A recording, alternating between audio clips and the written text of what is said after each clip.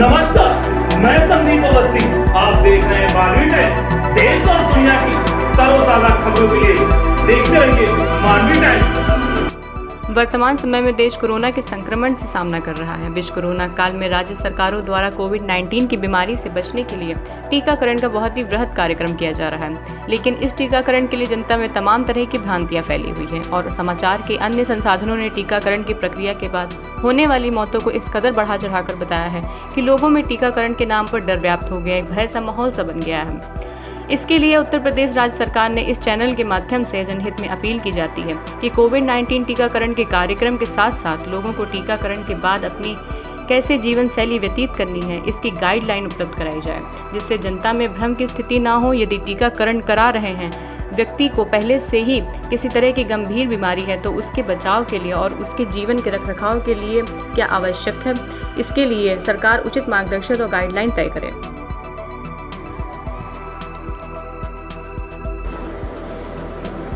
दोस्तों नमस्कार। Corona virus का जो सेकेंड स्टेज था वो आपने देखा कितना घातक था, और अब आने वाले समय में इसका थर्ड स्टेज है, उसको लेकर के पहले से जागरूकता जो है वो फैलाई जा रही है। लोगों को ये संदेश दिया जा रहा है, लोगों तक ये एक अपील की जा रही है कि आप वैक्सीनेशन करवाएं, जल्द से जल्द जितना हो सके वैक्सीनेशन की जो प्रक्रिया है वो जल्द से जल्द संपन्न हो सके। हमारे साथ तमाम वरिष्ठ लोग बैठे हुए हैं, वरिष्ठ पत्रकार हैं और भाई साहब वरिष्ठ पत्रकार हैं, अध्यापक भी हैं और सामाजिक व्यक्ति हैं। ये लोग वैक्सीनेशन को लेकर के क्या सोचते हैं, इस पर हम चर्चा करेंगे। और आज कुछ वरिष्ठ लोगों ने यहाँ पर वैक्सीनेशन भी किया है, जो कि क्या उनकी वैक्सीनेशन करवाने के बाद क्या उनका विचार है, उस पर भी हम बातचीत करेंगे। सबसे पहले हम बात करेंगे हमारे जो पत्रकार हैं भाई साहब और ये अध्यापक महोदय हैं। आप गणित के अध्यापक हैं, टीचर हैं सीबीएसई बोर्ड में, और तमाम सारे बच्चों को शिक्षा देते हैं और समाज को आगे ले जाने में आप बहुत महत्वपूर्ण भूमिका जो है अपनी निभा रहे हैं। ये बताइए, आज आपने वैक्सीनेशन करवाया, किस तरह का वैक्सीनेशन करवाने के बाद आपको क्या महसूस हो रहा है? देखिए, मैं शेख जी को धन्यवाद देना चाहता हूँ कि इनको जानकारी मिली कि हम लोग वैक्सीनेशन करा के आए हैं, तो चर्चा के लिए हम लोगों के बीच उपस्थित हुए हैं। और आप भी एक अच्छे पत्रकार हैं, तो वैक्सीनेशन करा लाएँ। तो हमने जैसे सुना वैक्सीनेशन, हमने कहा इससे अच्छा मौका क्या होगा।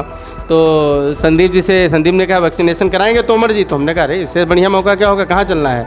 तो बताया ऐसा है, हमारे एक मित्र हैं न्यूज़ 18 के हेड ऑफिस चलना है, वहाँ वैक्सीनेशन कराना है। तो हमने कहा चलिए, लेकिन एक मन में भय था ही। तो वहाँ फिर इनके साथ संदीप जी के साथ मैं गया, तो इनके जान पहचान में कोई डॉक्टर थे, उनसे बातचीत हुई। और फिर बैक डोर से भीड़, काफ़ी लंबी लाइन लगी हुई थी और काफ़ी एनडीटीवी, न्यूज़ नेशन, आज तक, हाँ मीडिया के ही सब लोग थे और लाइन लगी हुई थी। अब इनका अपना कुछ परिचय व्यवहार जो भी हो, बैक डोर से डॉक्टर साहब हम लोगों को लेकर के कार्ड बनवाया, और हमें लगता 10 मिनट में पहले मेरा नंबर आया। तो वहाँ मैं देख रहा था निडिल इतनी बड़ी थी और पूरी निडिल जो है, वहाँ जो लेडी डॉक्टर वैक्सीन लगा रही थी, पूरी निडिल अंदर जो है घुसेड़ दे रही थी।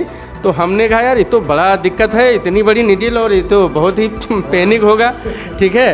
तो उसमें फिर लेकिन वैक्सीनेशन एक इस समय जिम्मेदारी भी है, वो कराना था ही। और फिर पता चला कोवैक्सीन लग रही है। मैं लगता है लखनऊ में कोवैक्सीन कुछ गिने चुने ही सेंटर पे लगती है, नंबर 1 की वैक्सीन है। हाँ, तो कोवैक्सीन इफ़ेक्टिव भी होती है। तो भाई वहाँ गए, हमें लगता है 10 से 15 मिनट। एक आज बता तो रहे, एक मौका था, ऐसे मज़े में इनके साथ में चला गया और इनके साथ घूम भी आया, थोड़ा मन भी बदल गया। तो फिर वहाँ जब गए, नंबर आया तो मैं बैठा, तो थोड़ा सा ऐसे, पहले आप मैंने स्टेटस पे अपनी तस्वीरें लगा रखी, देखिएगा।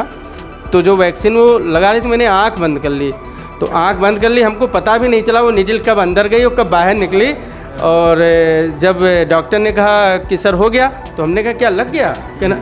तो मैंने वही रुई क्या होती है, रुई वहाँ पे रखी जाती है, तो रुई उन्होंने रखी और हमने कहा अरे पता भी नहीं चला, वो इतनी बड़ी निडिल देख के डर लग रहा था, हमको पता भी नहीं चला। डर है। हाँ, तो फिलहाल पहला टीकाकरण की प्रक्रिया जो हो गई है, और सेकेंड जो है हमें 7 जुलाई की डेट मिली है दूसरे टीकाकरण की।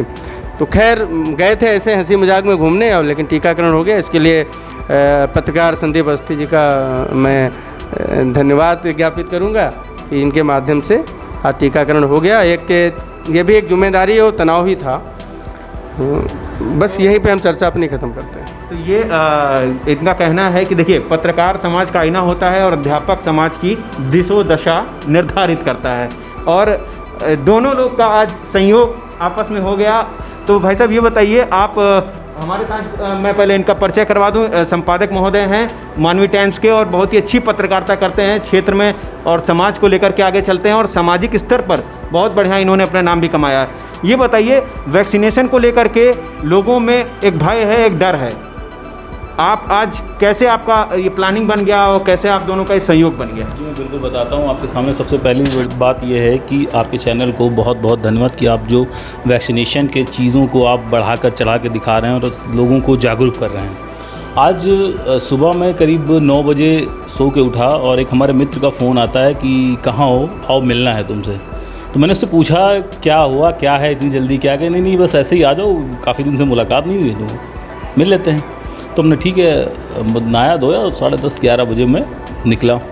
रास्ते में तोमर जी से मुलाकात हो गई, हमारे पास में ही बैठे हैं। तो इनसे भी मैंने कहा यार अकेले जा रहा हूँ, चलो मेरे साथ घुमाओ चल के। इन्होंने कहा ठीक है, मैं कुछ सामान लेने निकला हूँ, अब मैं बाद में ले लूँगा, चलो चलता हूँ साथ में। भाई पहुँचे हजरतगंज चौराहे पे, वो सहयोगी हमारे खड़े हुए थे, उनसे वार्ता हुई, एक कप चाय पी, और अचानक से उनका फ़ोन गनगनाया और उनसे किसी ने फ़ोन पे वार्ता की होगी कि वैक्सीनेशन का कार्य चल रहा है। तो उसने कहा क्या चलोगे? तो पहले तो मैंने मना कर दिया, मैंने कहा यार मुझे बहुत डर लगता है, वैक्सीनेशन मैं नहीं कराऊंगा। उसने कहा यार मतलब एक देश का, समाज का आईना हो और तुम ही इस तरह से फैला रहे हो चीज़ें कि नहीं लगवाऊंगा, तो लोग कैसे लगवाएंगे? तो उसकी बातों में मैं थोड़ा सा पगला कि हाँ ठीक है, चलो सही कह रहा है वो। हमने वही चलो, बगल में हमारे तोमर जी बैठे थे, इनसे कहा तो इन्होंने कहा यार मैं तो प्रयासरत हूँ लेकिन ठीक है। तो हमने कहा चलो आपके सारे मैं भी लगवा लेता हूँ। हाँ बस डिस्कशन चला। तो मैं वहाँ भाई सेंटर पे पहुँचा, देखा सेंटर पे बड़ी लंबी चौड़ी लाइन। तो मैंने उसे डांटा, मैंने कहा मुझे नहीं लगवाना वैक्सीनेशन में, इतनी लंबी लाइन में कौन, कोरोना और भी फैल जाएगा। उन्होंने कहा नहीं ऐसा नहीं है। हालाँकि लोग वहाँ सोशल डिस्टेंसिंग का पालन कर रहे थे, दूरी पे थे। बैक डोर से उनके जो सोर्सेज थे उन्होंने बैक डोर से मुझे ले जा करके विदिन 15 मिनट लगा होगा। और मुझे लगा कि जब नील इतनी बड़ी देखी तो बड़ा डर लगा अंदर से कि मैं यार नहीं लगवाऊँ। मैं फिर उठ के हाँ मैंने कहा मैं नहीं लगवाऊँगा। उसके बाद उसने कहा परेशान ना हो, इतना बड़ा शरीर है और इतनी बड़ी सुई से तुम डर रहे हो। मैंने कहा यार कुछ भी हो मैं नहीं लगवाऊँगा। उसने कहा 5 मिनट रुको। मैं कुर्सी पे बैठा और कब उठ गया मुझे पता ही नहीं लगा और वैक्सीनेशन हो गया। तो मुझे लगता है वैक्सीनेशन का कार्य इतना आसान है, इतना सरल है, जैसे बच्चों को टॉफ़ी दिलाना। जैसे जाते हैं चट से दुकान पे गए, 2 रुपए दिए और बच्चों को टॉफ़ी दिला दी, पता ही नहीं लगा कब बच्चे टॉफ़ी लेके खुश हो गए। तो वैक्सीनेशन एक मतलब बहुत ही है कि लोग जैसे डराते हैं कि नहीं 1 हफ्ते बुखार आता है और तबीयत ख़राब हो जाती है और चक्कर आने लगता है, उल्टियाँ होने लगती हैं, हाथ पैर में दर्द। ऐसा कुछ भी नहीं है, ये सिर्फ़ और सिर्फ अफवाहें हैं। और मैं देश से और सबसे गुजारिश करूँगा कि अफवाहों पे ध्यान ना दें। वैक्सीनेशन कराना बहुत ही सुंदर कार्य है। और वैक्सीनेशन, क्योंकि ये वैक्सीनेशन बना है हम लोगों के लिए, तो किस लिए है आखिर? अगर हम नहीं लगवाएंगे, आप नहीं लगवाएंगे, तो वैक्सीनेशन आखिर ये डोज़ हम नहीं लगवाएंगे कौन लगवाएगा? तो वैक्सीनेशन ज़रूर कराना चाहिए। मैं देश और प्रदेश से और सभी अपने भाई बंधु, पत्रकार बंधु और जो हमारे बड़े बुजुर्ग हैं उनसे सबसे मैं कहूँगा कि वैक्सीनेशन कार्य कराएं।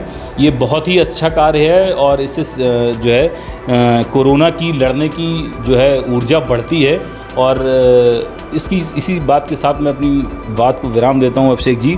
मैं फिर भी यही एक बात फिर कहूँगा कि वैक्सीनेशन का कार्य कराना चाहिए, इससे कोई डरने की ज़रूरत नहीं है। इससे जो है कोरोना सी महामारी लड़ने की ताकत मिलती है।